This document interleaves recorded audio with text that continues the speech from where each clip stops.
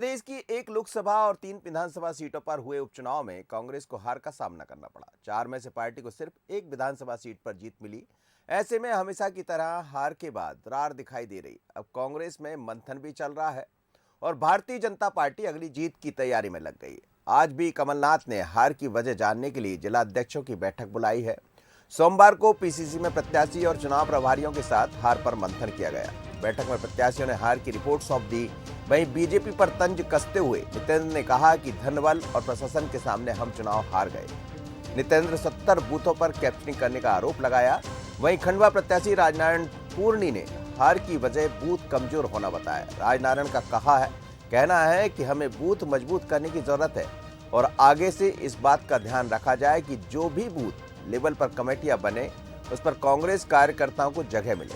इधर जोबट से प्रत्याशी महेश पटेल ने हार की वजह भूरिया परिवार को बताया। पटेल ने कहा, आखिरी 3 दिन प्रचार में सहयोग नहीं मिला, इसलिए मैं चुनाव हार गया। लेकिन ये जो बातें हो रही है वो हार के बाद रार भी दिखाई देती है, हार के बाद मंथन भी होता है। कांग्रेस में मंथन का दौर जारी है। आज भी जो प्रभारी बनाए गए थे अलग अलग चुनाव के, उनको बुलाया गया, उनके साथ भी बैठने वाले हैं कमलनाथ, चर्चा करेंगे।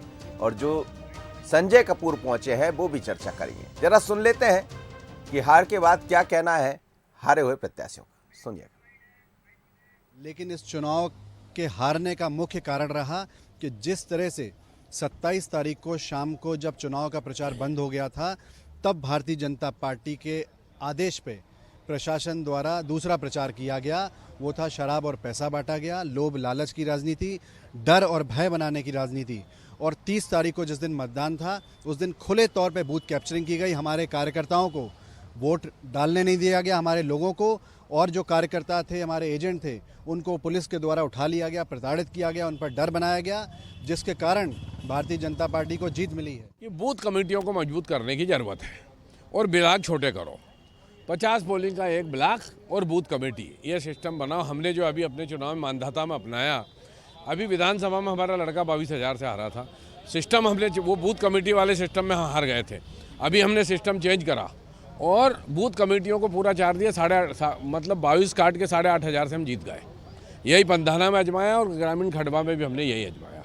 जहाँ जहाँ ये क्या है कि मंडल वाला और सेक्टर, ये 2 लोग तो बहुत खराब है, ये बहुत नुकसान करते हैं।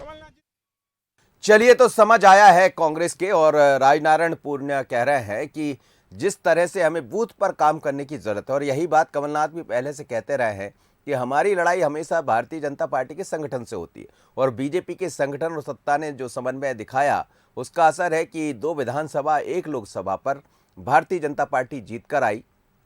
बल्कि भारतीय जनता पार्टी के प्रदेश प्रभारी तो यहाँ तक कहते हैं कि कांग्रेस से हमें चुनौती ही नहीं है। वो भी हम आपको सुनाएंगे। लेकिन मेरे साथ मेहमान जुड़ रहे हैं इस वक्त। कुणाल चौधरी कांग्रेस के विधायक है, साथ ही और भी मेहमान रहेंगे, मैं उनसे भी आपका परिचय कराता हूँ। पहले कुणाल से बात कर लेता हूँ। स्वागत है कुणाल जी आपका। लेकिन हार के बाद मंथन भी होता है, हार के बाद रार भी दिखाई देती है। महेश पटेल ये कह रहे हैं कि भूरिया साहब ने हमें सहयोग नहीं किया, जिसके कारण हार का सामना करना पड़ा अंतिम 2-3 दिनों में। नितेंद्र अपनी बात रख रहे हैं। लेकिन क्या हार के बाद कुछ रार जो दिखाई दे रही है उस पर विराम लगेगा?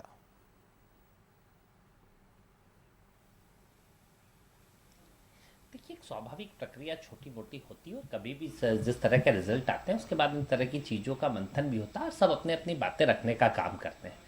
कमलनाथ जी के नेतृत्व में कांग्रेस पार्टी पूरी ताकत के साथ लगी और जिसी का नतीजा है कि जिस लोकसभा सीट को हम 2019 के अंदर 3.5 लाख लगभग वोटों से हारे थे और वहां पे जाके 80,000, बिल्कुल ये संतुष्टि की बात नहीं, पर कहीं ना कहीं हमें और मेहनत करने की जरूरत थी और कुछ काम को, और जिन परिस्थितियों के समय चुनाव था और जिन परिस्थितियों में चुनाव था, बेहतर रूप से हम तीनों सीटें और चारों सीटों के ऊपर हमें उम्मीद थी। पर जिस तरह की सत्ता का, ये बात नितिन गलत नहीं बोल रहे हैं, और जिस प्रकार की स्थितियां परिस्थितियां बनी और जो धन बल बाहुबल हर तरह की परिस्थितियां, मतलब कभी कैंडिडेट खरीदी से लेके विधायक खरीदी से लेके हर चीज को कैसे अपनाया जाए, कैसे डर का माहौल बनाया जाए, कैसे भय का माहौल बनाया जाए। और इन उपचुनावों में एक मुझे लगता है कि बीजेपी ने उस बात से नहीं लड़ी, बीजेपी की अंदरूनी लड़ाई की ये लड़ाई थी कि कहीं चुनाव हार गए तो किस परिस्थितियों के साथ कोई मुख्यमंत्री चेंज होगा, कौन परिस्थितियां बदलेगी, किस तरह की मध्य प्रदेश के अंदर स्थितियां चेंज होगी, तो इस स्थितियों को लड़ने के लिए जिन साधन संसाधनों का उपयोग करा गया, ये मुझे लगता है कि एक डर का पैमाना है कि लोकतांत्रिक मूल्यों के साथ होगा क्या, अमूल्यों के साथ क्या होगा, किन परिस्थितियों के साथ। क्योंकि आप देखेंगे आज ही एक बड़ी हृदय विदारक घटना हुई, वहां यहाँ पे जो बच्चे हुए, आज मंत्री 6-6 महीने 2-2 महीने सिर्फ वहां पड़े रहते हैं चुनाव के क्षेत्र में, जिनका काम यहाँ पे हॉस्पिटल को संभालने का होता है। और यही परिस्थितियां जो सरकार को चला के कि कैसे प्रदेश की सरकार चले, कैसे जनता का भला, उस ओर ध्यान नहीं। मुख्यमंत्री सिर्फ एक चुनाव के लिए किस तरीके से मुख्यमंत्री का उपयोग सिर्फ एक चुनाव के लिए हो और सिर्फ चुनाव के अंदर होता रहे, कुणाल जी, लेकिन जैसा देश के अंदर और देश के अंदर लोकतांत्रिक मूल्य। कुणाल जी, जैसा रायनारायण कह रहे हैं कि हमें और बूथ 50-50 लोगों का बूथ बनाना होगा, वो ये भी कह रहे हैं कि हाँ हम मंडल में कमजोर थे, तो ये कमजोरी आखिर कब दूर होगी? क्योंकि भारतीय जनता पार्टी तो अब आगे बढ़ चली, वो कह रही 2023-24 की तरफ हम आगे बढ़ रहे हैं। वो ये भी कह रहे हैं कि कांग्रेस को हम चुनौती ही नहीं मानते। मेरे साथ इस वक्त आशीष जी भी जुड़ गए, भारतीय जनता पार्टी के विधायक दिनेश गुप्ता जी भी जुड़े। आप सभी मेहमानों का बहुत स्वागत है। कुणाल जी, मेरे सवाल का जवाब दीजिए। देखिए, पहली बात कि ये चुनौती नहीं मानते, गलतफहमी नहीं मानते, तो इतने 30-30 सभाएं, इतना धन बल बाहुबल क्यों खर्च करा गया? और जिस तरीके से ये गलतफहमी है, ठीक है, इस देश के अंदर ना रावण का अहंकार रहा है ना कंस का अहंकार रहा है। अहंकार किसी का भी नहीं रहता। इस गलतफहमी में जो अहंकार में रहते हैं वो अहंकार को बिल्कुल दूर कर ले कि ये चुनौती नहीं मानते, ये नहीं मानते। जनता ने पिछली बार भी 114 सीटें कांग्रेस को दी थी, इनको 109 सीटें दी थी। और ये खरीदे हुए जनादेश की सरकार पे खड़े हुए जो जनता का काम करना चाहिए, जनता इनको कुछ नहीं मानती। जनता इन्हें सबक सिखाएगी। आप देखेंगे अभी 2023-24 की कितनी तैयारी कर ले, 23 के अंदर भी इन्हें सबक सीखेगा, 24 के अंदर भी। और ये उपचुनाव के अंदर थोड़ा जीत के इतना मतलब घमंड, मुझे लगता नहीं कि इस देश के अंदर मेरी बात का जवाब खैर आपसे लेना है मुझे। आशीष जी, सवाल ये भी है कि जिस तरह से अब कह रहे हैं, मुरलीधर राव जी कह रहे हैं कि हम कांग्रेस को चुनौती ही नहीं मानते, लेकिन कांग्रेस में भी मंथन चल रहा है, वो कह रहे हैं, पर उनके भीतर से आवाज आ रही है कि हमारे लोगों ने हमें साथ नहीं दिया। तो क्या इसका फायदा भारतीय जनता पार्टी को मिल गया? जिस पार्टी के अंदर अपने नेतृत्व पर सवाल उठ रहे हैं, जो अपना राष्ट्रीय अध्यक्ष, प्रदेश अध्यक्ष नहीं चुन पा रहे, वास्तव में हम उसे चुनौती नहीं मानते। बात है इन तीनों विधानसभा के उपचुनाव की, लोकसभा के उपचुनाव की।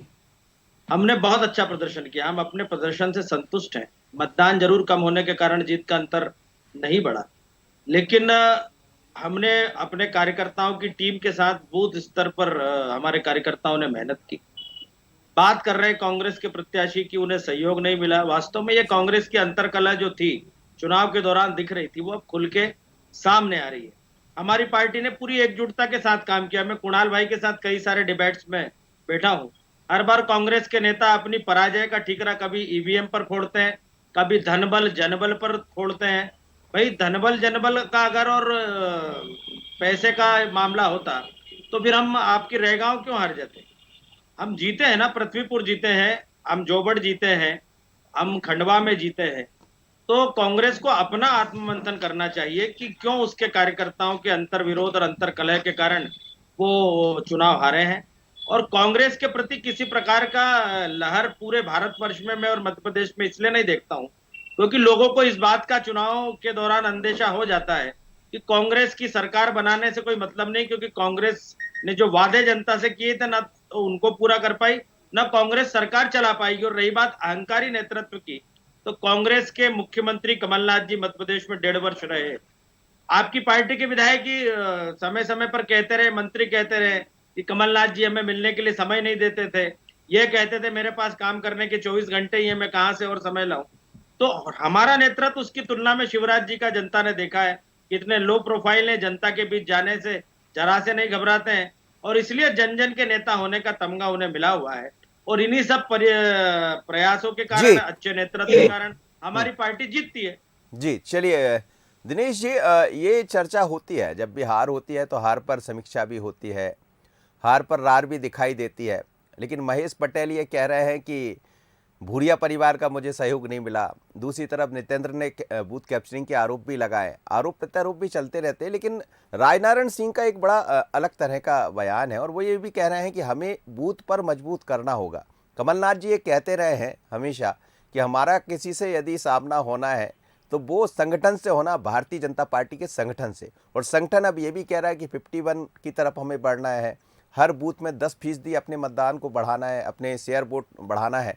तो क्या आपको लग रहा है कि अभी भी कांग्रेस के भीतर यही सब चल रहा है और जिस तरह की रणनीति बीजेपी बना रही है उस पर काम करने की जरूरत है कांग्रेस को? देखिए मनोज जी, जो जीत भारतीय जनता पार्टी के खाते में 3 जीत गई है, जी। तो उनके पास बहुत सारे कारण हो सकते हैं अपनी जीत के गिनाने के। हार के कारण जो अभी हमने ऑन कैमरा भी देखे और जो आप सवाल कर रहे हैं, 3 अलग अलग स्थानों पर अलग अलग कारण सामने हैं। आप राजनारायण जी की बात कर रहे हैं, तो उन्होंने एक सुझाव दिया कि कांग्रेस में रीस्ट्रक्चरिंग की जानी है तो कैसे की जानी है। उन्होंने ये नहीं कहा है कि अरुण यादव के कारण मैं हार गया। उन्होंने बताया कि जो लीड 22,000 से जो मेरे लड़का हारा था, आज हम उसे नीचे ले आए हैं, तो और जरूरत है। तो उनका तो सकारात्मक नजरिया है। और जो महेश पटेल का आप जिक्र कर रहे हैं, ये कांग्रेस पार्टी की जो एक नीति होती है हार के बाद, कि एक आदमी दूसरे पर जो है आरोप लगाता है। मैं पहले भी कह चुका हूं कि कांग्रेस पार्टी को आप व्यक्तिवादी पार्टी के आधार पर देखा करिए। वहां व्यक्ति चुनाव लड़ता है, कोई संगठन नहीं होता। और व्यक्ति की अपनी एक टीम होती है। यदि महेश पटेल के साथ भूरिया जी की टीम नहीं है, तो क्या पिछले चुनावों में भूरिया जी के साथ महेश पटेल की टीम थी क्या?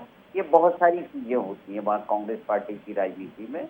और जो पृथ्वीपुर का मामला है, वो मामला जो है वो प्रशासन से जुड़ा हुआ मामला है, वो भी कांग्रेस पार्टी के आंतरिक कलह से जुड़ा हुआ मामला नहीं है। तो आप ये देखिए कि कांग्रेस पार्टी में जो बदलाव हम मार्च 2020 के बाद देख रहे हैं, गुटबाजी और आरोप प्रत्यारोप के आरोप कहीं ना कहीं कम हुए हैं। और कांग्रेस पार्टी को कहीं ना कहीं लोगों को ये समझ में आ रहा है कि उनके विधायक जिस तरह से छोड़ के जा रहे हैं, ये सिलसिला यदि जारी रहा तो आने वाले दिनों में मध्य प्रदेश कांग्रेस मुक्त हो जाएगा। तो इसको गंभीरता से कहीं ना कहीं मंथन कर ही रही होगी पार्टी। और जो मंथन कर रही होगी, जो रणनीति होगी, वो सार्वजनिक नहीं होगी, वो नए चेहरों को आइडेंटिफाई भी कर रही होगी। 2023 के बारे में भी वो सोच रही होगी, लेकिन वो ये जो नहीं बता रही होगी कि हमारा टारगेट क्या है, हम क्या करने वाले हैं, क्योंकि वो वहाँ कार्डर बेस्ड पार्टी नहीं है। मनोज जी जी कुणाल जी, आप भी, मैं देखता हूं कि आप भी विधायक हैं, लगातार फील्ड में रहते हैं, जनता के बीच में पहुंचते हैं, तमाम तरह की बातें रखते हैं। लेकिन क्या आपको लग रहा है कि जिन मुद्दों पर हम बात करते रहे, कांग्रेस बात करती रही, वो मुद्दों को उठाने में आप कामयाब नहीं हुए? और दूसरी तरफ ये बार बार जो जिक्र आ जाता है, जैसे महेश पटेल का जिक्र हो रहा है या राजनारायण जी जो सलाह दे रहे हैं कि जिस तरह से उन्होंने अपनी जीत का अंतर, जो पहले हार का अंतर था, उसको कम किया मानधाता में, और वहाँ से भारतीय जनता पार्टी को हार का सामना भी करना पड़ा। लेकिन सवाल यही है कि आखिर ये सुधार कैसे होगा? लगातार जो मंथन का दौर चल रहा है, आज भी मंथन है, तो क्या कुछ इससे अब निकलकर सामने आएगा? जिस तरह से आप कह रहे हैं कि खंडवा बुरहानपुर में हमारा परफॉर्मेंस ठीक रहा, पृथ्वीपुर में ठीक नहीं रह पाया, रहगांव आपने जीत लिया।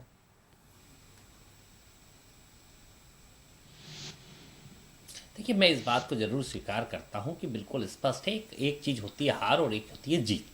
और हम हारे हैं तो कहीं ना कहीं कुछ कमियां हम में उसमें सुधार करेंगे। और बिल्कुल स्पष्ट है कि मंथन से ही चीजें निकलती है। यही काला पीपल, जहाँ मैं विधायक हूँ, जहाँ पे कई सालों से हम हार रहे थे, हमने करा और मेहनत करी और कई सीटें ऐसी हम जीते भी हैं। और मध्य प्रदेश के अंदर रेगांव भी हम जीते, इसके पहले दमोह भी हम जीते, और कई चीजें। और जिस तरह का एक भाव राजनीति में, इस भाव कभी कांग्रेस पार्टी ने, कभी बीजेपी 2 सीटों पे थी, तब भी इस भाव को नहीं रखा कि मुक्त हो जाएगा। और कभी विचार, ये पार्टियां विचार हो सकती, मुझे नहीं लगता कि कोई भी पार्टी विमुक्त आप कर दोगे, कोई विचार विमुक्त इस देश को कर दोगे।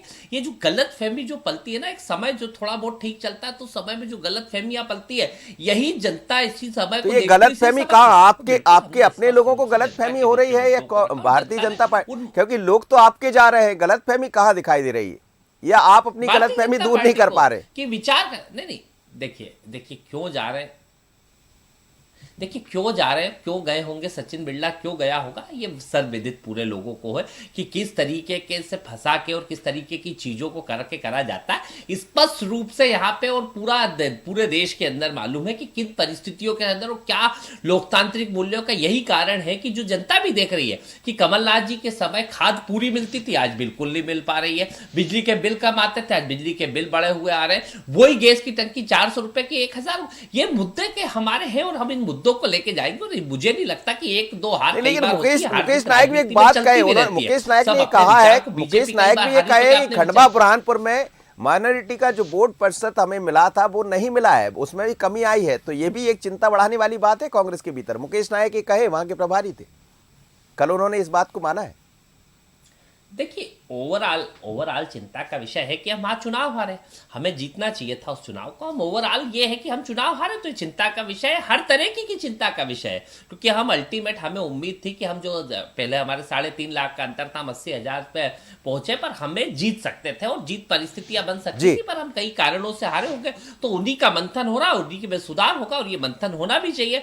और हर जीत बहुत अच्छी भी नहीं होती है, हर हार के बाद मंथन कर लिया जाए तो उससे बेहतर भविष्य के भी रास्ते निकलते हैं। और इसमें मुझे लगता है कमलनाथ जी बेहतर नेतृत्व के साथ मध्य प्रदेश के अंदर उसके साथ एक नए खाके के साथ 2023 की तैयारी करेंगे। अभी पिछला हम जीते थे, इसके बाद हम हारे, तो कहीं ना कहीं इन चीजों का मंथन होकर सारी चीजें निकलेंगे। और ये हो सकता है खुश होते रहे, पर चिंता करने का विषय इस देश और इस प्रदेश की जनता भी इसमें चिंता कर रही है। बिल्कुल, जनता चिंता कर रही होगी कि आखिर लोग भी आपके पास से क्यों जा रहे हैं। लेकिन मैं आशीष जी के पास चलूं, उससे पहले जरा सुन लेते हैं मुरलीधर राव ने ओवरऑल जब जीती भारतीय जनता पार्टी तो उस पर क्या कहा और कांग्रेस को लेकर क्या कहा, सुनिएगा जरा, सुन लीजिए मुरलीधर। हम उस रणनीति पर कदम रखे हुए हैं और रख रहे हैं, वो है एडिंग 11% वोट टू बीजेपी। हम अब आने वाले दिनों में 50-51% पर हमारा वोट शेयर रहना है। हमारा जो आगे के पार्टी के लिए, प्रदेश की इकाई के नेतृत्व के लिए हमने चुनौती ये स्वीकार किया है और उस ओर कदम बढ़ा रहे हैं। ये हम कांग्रेस के ये सारे चीजों को लड़ेंगे और एक्सपोज करेंगे और उसके कारण से, और अंत में मैं एक बात कहूंगा कि in our fight of growth, कि हम जो बढ़ने के रास्ते में हमारे कार्यकर्ता और हमारे नेता और हमारी सरकार तो खूब मेहनत कर रहे हैं, खूब सहयोग कर रहे हैं, लेकिन साथ साथ दिग्विजय सिंह जी और कमलनाथ जी, विशेषकर दिग्विजय सिंह जी बहुत हमारा साथ दे रहे हैं। कांग्रेस के उस रंगों को समाज के सामने रखने वाले जो ट्वीट्स है, जो बातें हैं, वो सब कहते हुए भारतीय जनता पार्टी का जनाधार बढ़ाने के लिए जो हमारे कार्यकर्ता काम कर रहे हैं उसको खूब सहयोग दे रहे हैं। चलिए, तो क्या आशीष जी ये जो आप जीते हैं उसमें सहयोग मिल गया आपको कांग्रेस के दिग्विजय सिंह का या कमलनाथ जी का? जैसा कह रहे हैं मुरलीधर राव, वो कह रहे हैं कि हमें तो सहयोग कांग्रेस से मिलता है। दिग्विजय सिंह जी जिस तरह से बयान देते हैं समय समय पर, कहीं न कहीं उनके कारण राष्ट्र विरोधी जो तत्व है उनको हवा मिलती है, उनकी पीठ थपथपाते हैं और इसका फायदा हमको मिलता है क्योंकि हम राष्ट्रवादी विचारों के लिए काम करने वाले राजनीतिक दल हैं। जहां तक बात है दिग्विजय सिंह जी में, एक चीज और मैंने पिछले कमलनाथ सरकार के समय देखी है कि सत्ता के समस्त सूत्र उनके हाथों में रहते हैं, इसलिए ज्यादा किसी को कांग्रेस में ना कुछ करने की इजाजत होती है ना कुछ बोलने की इजाजत होती है। इसी कारण शायद ज्योतिरादित्य महाराज जो हैं वो भारतीय जनता पार्टी में आए। उन्हें लग रहा था कि जितने बड़े कद के वो नेता हैं, तो जितना परिश्रम उन्होंने कांग्रेस की सरकार बनाने के लिए किया था, उतना रोल उनका सरकार में नहीं था और इस कारण से कांग्रेस में जो अंतर्विरोध हुआ उस कारण उनकी सरकार गिर गई।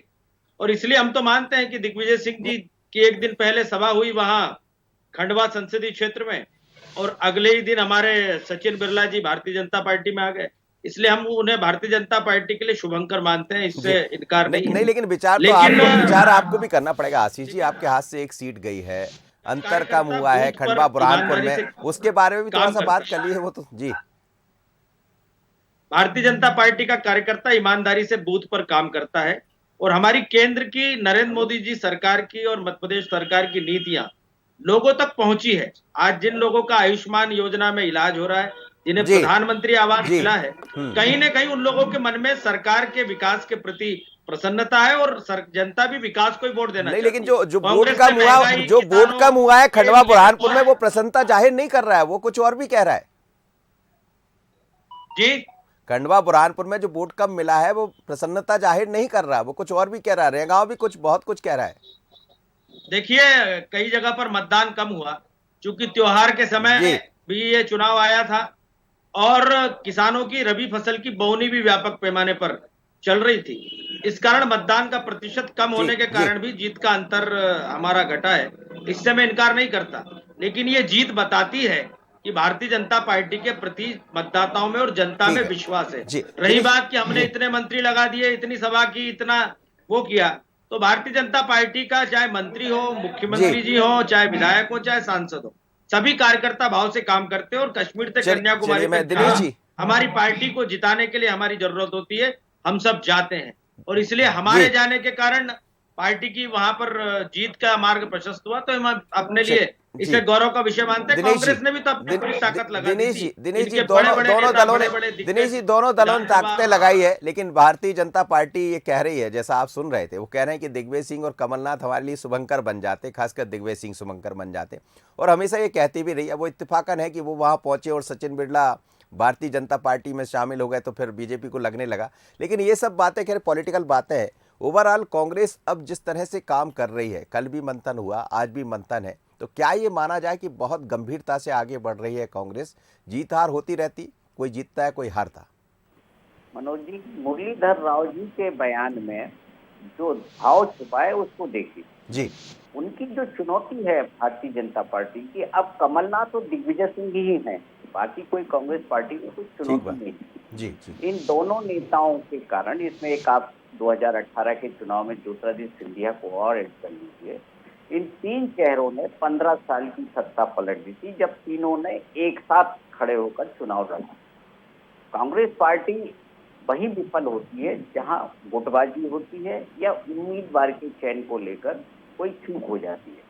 देखिए, हर चुनाव अपने आप में मनोज जी कोई ना कोई संदेश देता है। जी आप 28 सीटों के विधानसभा चुनाव से लेकर आप खंडवा, रेगांव, जोवट तक के चुनाव में एक ट्रेंड साफ देखेंगे। वो ट्रेंड है अनुसूचित जाति के वोटर का, जनजाति के वोटर का एक डिस्टेंस भारतीय जनता पार्टी के साथ पड़ रहा है। हमने ये डबरा में भी देखा, ये आगर मालवा में भी देखा, ये गोहद में भी देखा और रेगांव में भी हम ये देख रहे हैं। ये जो ट्रेंड जी है, ये ट्रेंड जो है कमलनाथ या दिग्विजय सिंह के कारण भारतीय जनता पार्टी जी की मदद नहीं कर रहा। ये वोटर का जो माइंड सेट है वो ये बता रहा है कि 2023 की जो लड़ाई है वो किन वोटों के बीच होना है। ठीक बात। और इसमें जो मुकेश नायक की एक बात जो आपने कही थी, वो अल्पसंख्यक वोटों के परसेंटेज के लिए, आप ये देखिए जब ओवरऑल परसेंटेज कम है तो निश्चित तौर पर यदि वो परसेंटेज बढ़ता जी तो हो सकता था कांग्रेस पार्टी और कम वोटों से हारती। बिल्कुल आप ठीक कह रहे हैं सर, बहुत बहुत धन्यवाद आप सभी मेहमानों को मेरे साथ जुड़े। लेकिन मध्य प्रदेश में कांग्रेस मंथन कर रही इस बात पर कि आखिर हार की वजह क्या है। हार की वजह पार्टी के भीतर से भी सामने आ रही, जैसा महेश पटेल कह रहे हैं या मुकेश नायक कह रहे हैं कि माइनॉरिटी का वोट प्रतिशत कम हुआ है, तो आखिर ऐसा क्यों? विचार इस पर भी करना होगा और कांग्रेस कर भी रही। लेकिन जीत हार के बाद कोई जीत की समीक्षा करता है तो कोई हार की, पर 2023 की तैयारी दोनों ही तरफ से दिखाई दे रही। पहली खबर, पहली बहस में इतना ही। मुझे दीजिए इजाजत, बने रहिए बंसल न्यूज़ पर। नमस्कार।